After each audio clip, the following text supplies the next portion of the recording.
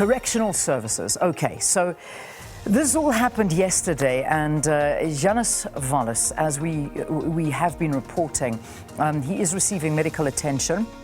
The story goes that Janus Wallace was stabbed in prison, and this is on the eve of his release on parole, where he's serving a sentence for the assassination of Chris Hani. We've been told he's in a stable condition. We'd like to get an update this morning. We're trying to get hold of Correctional Services just to give us a little bit of an update. It'll happen after 7 o'clock this morning. We'll just update you on that story and bring you the latest.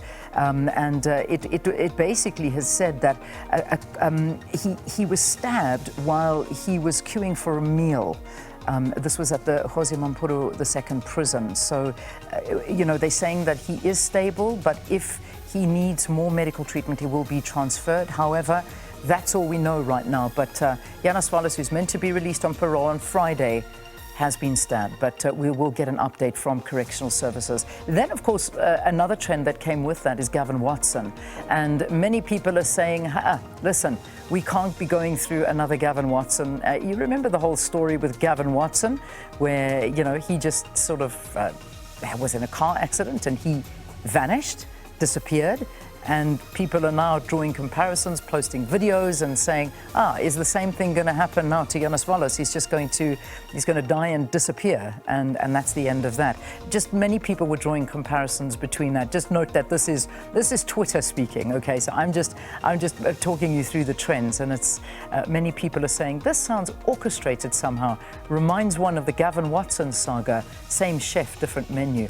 That's just one of the tweets that came through. But we'll leave that one there. But that did come up and spring up once we'd spoken about what happened to Janus Wallace. Then, of course, Ramaphosa is trending. And we know the Phala Phala issue, that's one of the big ones that people are waiting for. Is the president there going to be held accountable to answer questions or not?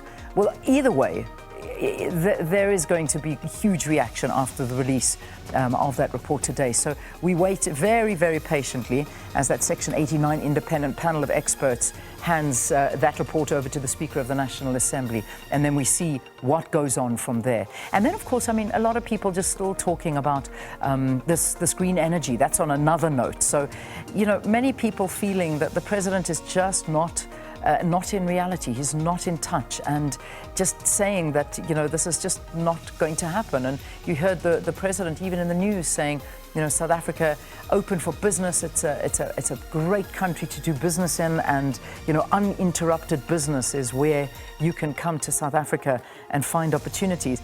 Well and good, but when we're talking about an unstable electricity supply in a country where people really struggle to do business, it's a hard pill to swallow. But people are just not happy, and some just also questioning Gwede Mantashe and the president's stance on electricity and energy and power, coal versus no coal. It's a lot to be spoken about. But remember that Sakina is out there this morning. She's at that green hydrogen summit that's taking place. So I'm sure this is going to come up as a topic during her interviews. All right, that wraps up your trending topics for this morning.